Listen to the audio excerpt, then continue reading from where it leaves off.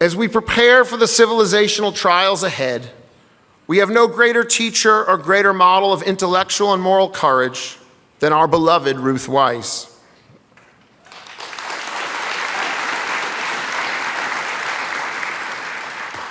Ruth Wisse is a warrior for Jewish gratitude.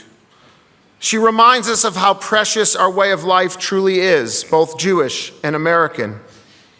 And through the study of literature, which is mankind's most reliable medium for telling the truth about who we are, she prepares our students for the noble work of recovery, renewal, and Jewish celebration. Now, I think that I've probably introduced Ruth Wisse now more than any other person alive. And that, my dear friends, is perhaps my proudest Tikvah achievement. Ruth, the stage is yours.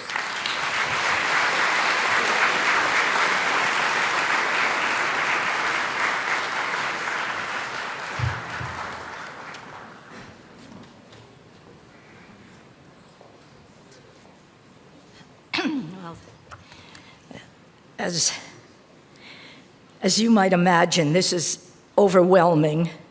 I'm overwhelmed with gratitude, primarily, as I think most of us here are. This is quite an unusual event, and I'm grateful to every single person here because we're in it together, and I feel blessed every year, this year more than ever before.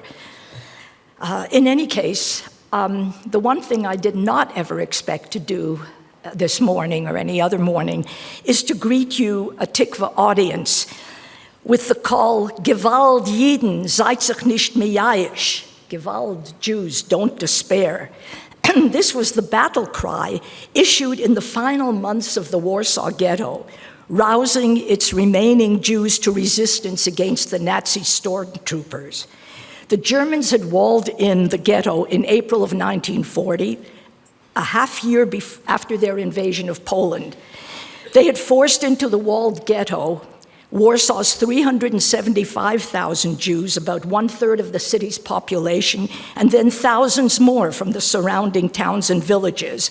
And by the winter of 1943, over 250,000 of those not already dead of starvation and illness had been deported to their deaths in Treblinka, and another 35,000 had been murdered inside the ghetto. What Israelis now call the koncepcja, their false conception, based on underestimating and downplaying the enemy's intentions, is the natural temptation of a peaceful people. The Jews of Poland were the most peaceable population imaginable, and they could not have imagined that the Germans intended to wipe them out. Yet Jews do ultimately respond to reality. As the historian Sam Casso recently described on a Mosaic podcast with John Silver, when it became too obvious to deny that they were marked for extermination, 2 Jewish underground organizations formed in the ghetto, and when the Germans attacked on the first night of Passover 1943, hundreds of Jews fought back with whatever arms they had managed to smuggle in or to devise. The united uprising lasted incredibly from April the 19th until May 16th of 1943, the first urban anti-German uprising in all of Europe. They fought like lions. The American Yiddish poet Hay Levick, who followed events in Europe as anxiously as many of us follow the events in Israel, wrote, Gewalt Jiden, don't give in to despair. This was the call of the Warsaw Jews in their sublime uprising. They cried out, wrote these words, posted them on buildings and courtyards in their study houses. To the 10 commandments, they added an 11th, Gewalt Jiden, don't give in to despair. Now, Levick realized that this Gewalt was a uniquely Jewish call from the depths, de profundis, mimamakim, and he turned it into a national imperative. But who in the ghetto had come up with this strange battle cry? The outcry originated with a Hasidic master, Rabbi Nachman of Bratslav, dead since 1810. Bratslav Hasidim were called the dead Hasidim because they never recognized any subsequent leader to replace Rabbi Nachman. But they were a very lively presence in Warsaw with several small prayer houses, shtibalach. Their ecstatic style of devotion enhanced their reputation as iconoclasts, and this attracted young Jews who were pulling away from Orthodox observance, but still wanted to be in its aura. Their prayer houses posted Rabbi Nachman's teachings on the walls, including the famous saying, Gewalt, Yidden, don't give in to despair. And some leaders of the ghetto were obviously familiar with Bratslav, and when the time came, this is what they used for their call to action. Now, Rabbi Nachman, at the turn of the 18th century, had also been invaded by hostile ideas. The European Enlightenment and its Jewish form, the Haskalah, severely challenged his Jewish faith. Spinoza from the inside, Voltaire's attack on religion from the outside made it hard to cherish the God of Israel and to place one's trust in his covenant when there seemed to be little contemporary evidence of his presence. Skepticism challenged some of the brightest Jews, including Nachman himself, his intelligence, his inquiring mind, so that he began to create new forms of teaching, framing his inner struggle in storytelling and in sayings that engaged the emotions rather than appealing to intellect alone.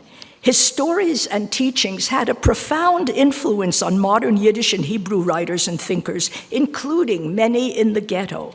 The Warsaw Resistance took its slogan from the fighting faith of Rabbi Nachman. To resist the Nazis and take up arms in such an unequal fight, one had first to resist the inner temptation of surrender.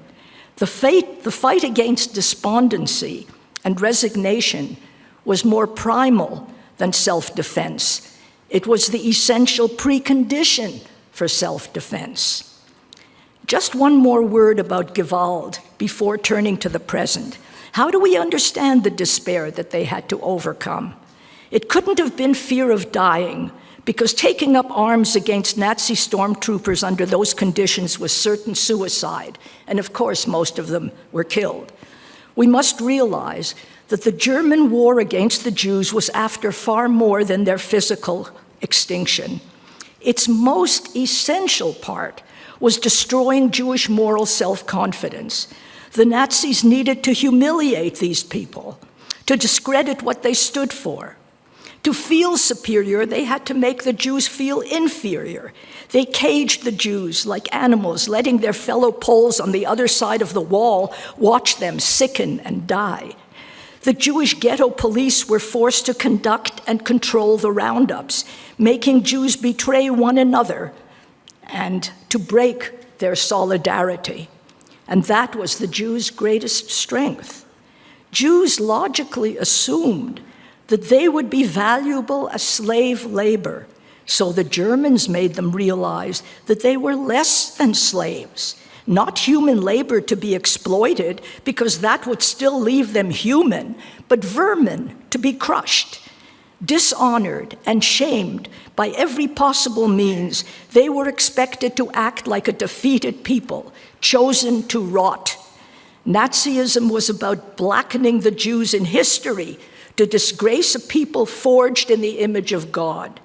The Germans said, "You are worthless." The uprising said, "We Jews are invincible," and they won the longer war in history.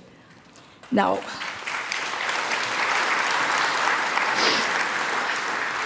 so we are a century removed from the existential and the epistemological threats that Jews faced in the 19th and 20th centuries. And I would say, I remind us all, that it is unwise and even dangerous to exaggerate urgency if there is no need for it.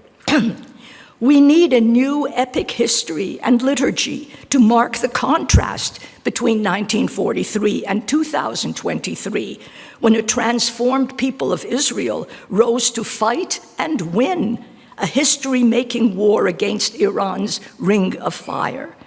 We are now a sovereign people, and in America, Jews have agency as never before.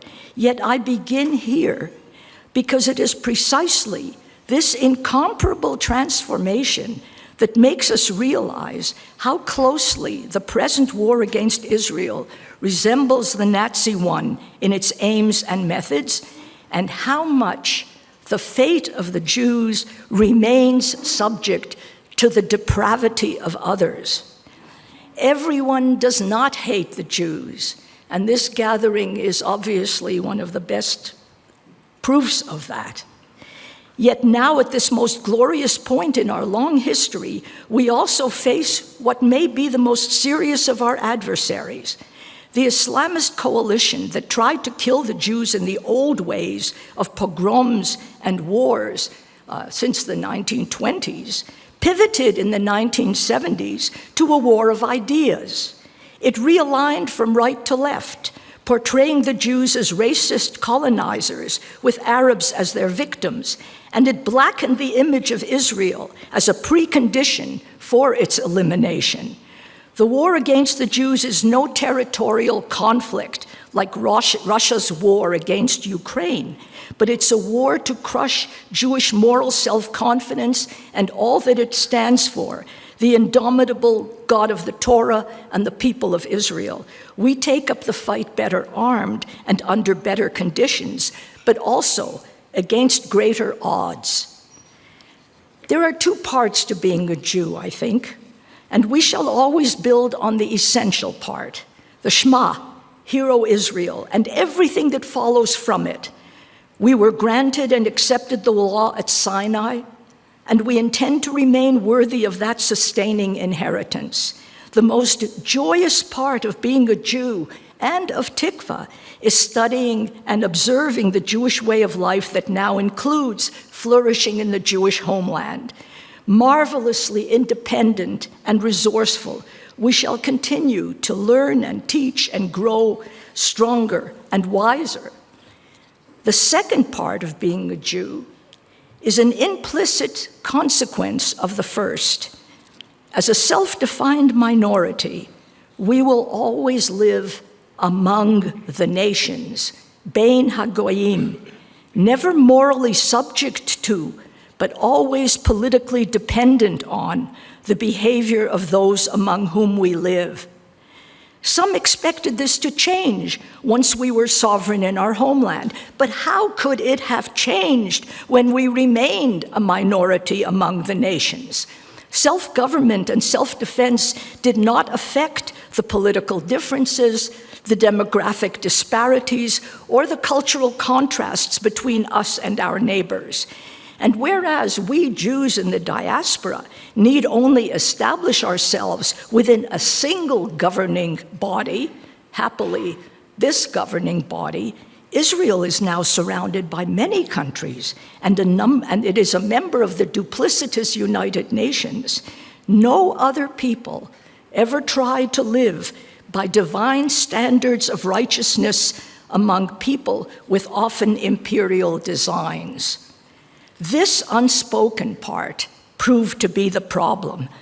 The Jewish way of life came with the tacit requirement for coexistence.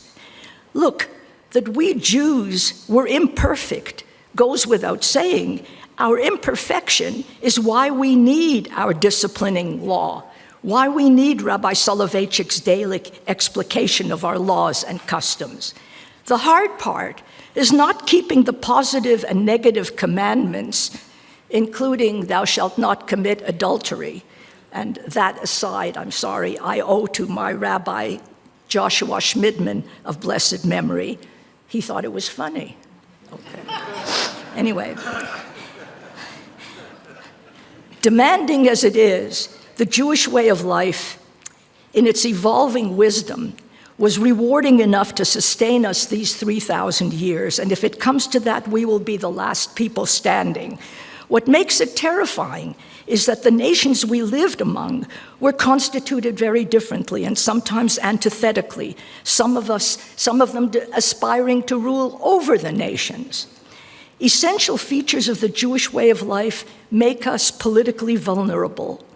The Jewish startup nation just wants to build to help improve the surrounding world because we need others to be as satisfied with their lives as we are with ours. We have no incentive to attack others except when forced to. And knowing this about the Jews, others exploit this advantage for themselves. We have every disincentive to attack because we need acceptance from precisely those who invade us.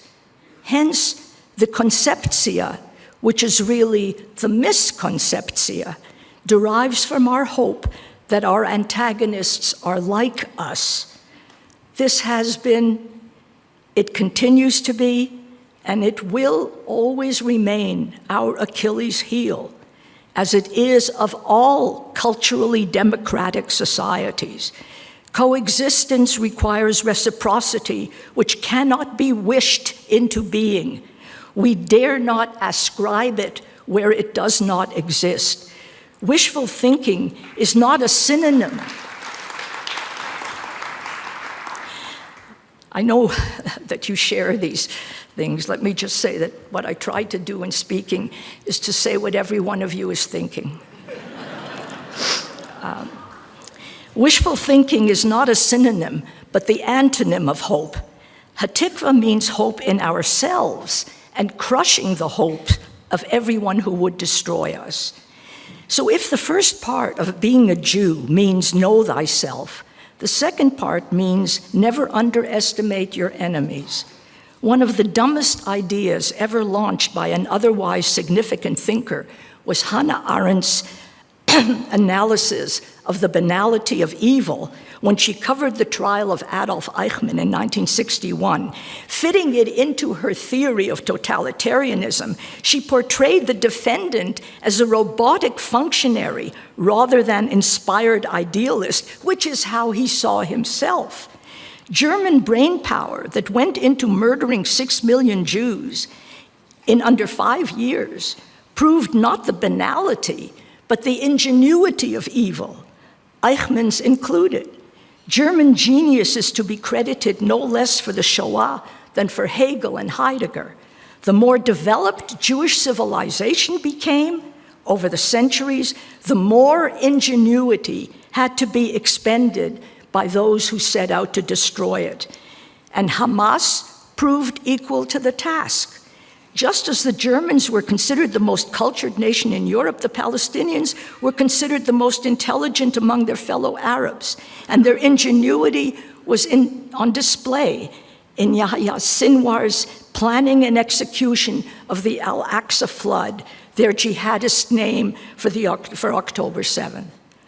All of this you know, how deliberately Palestinians exploited the kindly Israelis of the kibbutzim and slaughtered them in a manner that would destroy once and for all the hope that they could thrive side by side with these Arab neighbors.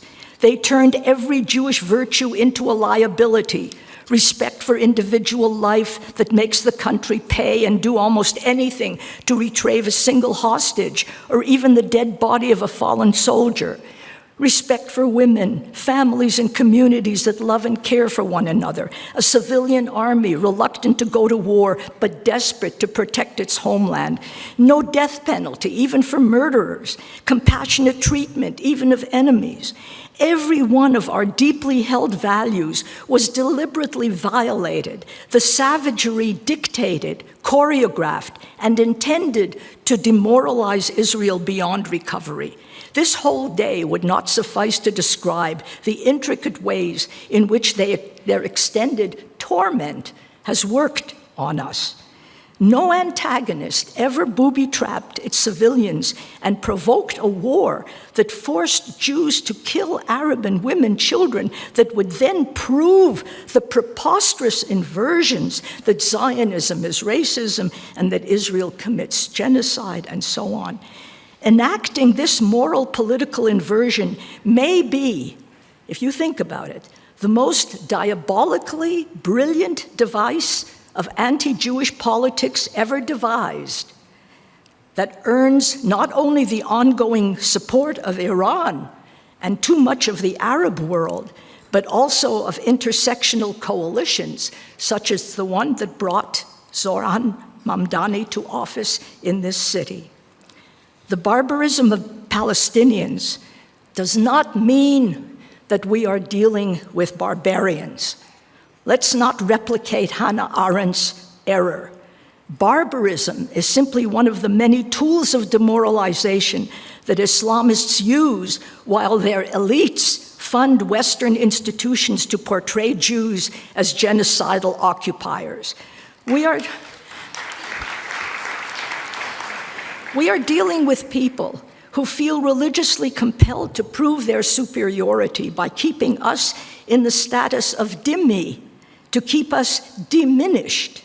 With fervor, resources, and intelligence, they aim to demoralize and discourage Israel and its supporters, to keep turning Western democracies against us. And they are joined, alas, by a coalition of progressive and regressive power-seeking forces within these democracies. And since Israel is just a stalking horse for the democratic West, the war against the Jews is no less against America, against this precious republic. So I do not suggest that we make Gewalt our 11th commandment, but that we learn from precedent what it takes to keep us living as deeply grateful, culturally blessed, and divinely inspired Jews among the nations. We who have known a peaceful America know that there is now a mounting campaign against us, at least as vicious as the one the fascists pumped into this country in the 1920s and 30s, and coming from several directions at once, demanding from us exceptional powers of resistance. The coalition trying to drive the Jews from Israel now has its counterpart in those trying to drive us out of New York, where we represent the same values of individual rights and freedoms and the same example of entrepreneurial energy. Our disinclination to take the offensive still makes them think that they can frighten us without consequence. We can't let them succeed.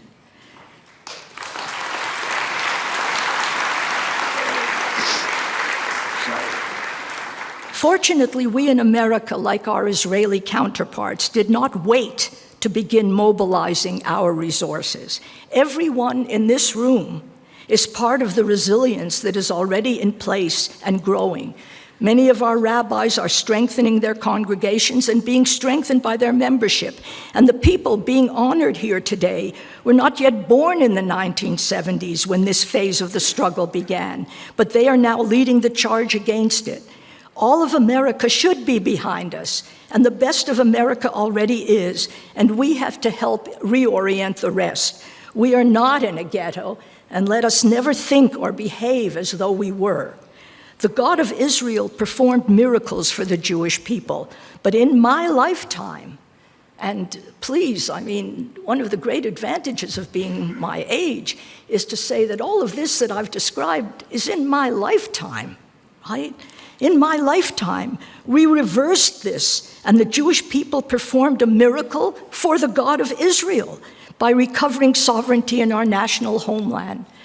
Our prayers recognize that Israel is Reshit Tzmichat Geulatenu, the beginning of the flowering of our redemption.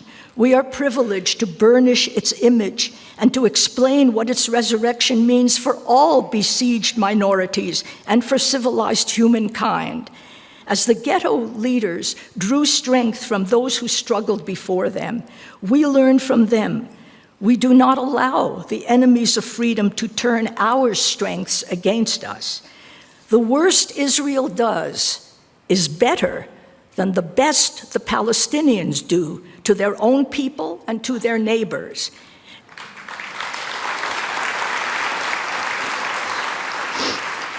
So deeply as we care about Israel's less than ideal electoral system, unfair Haredi withdrawal from civic duty, serious scandals, internal divisions, Israelis, like Americans and all democratic societies, will remain divided on serious matters and look for ways, their own ways, of resolving them. When others come against us, let us not be diverted from the main task of beating them back.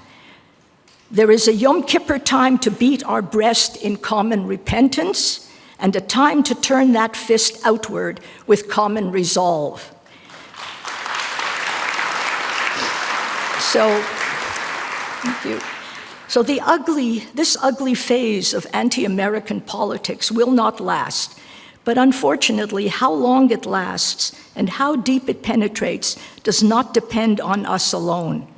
Living as we do among the nations, we have inadvertently become the measure of political good and evil.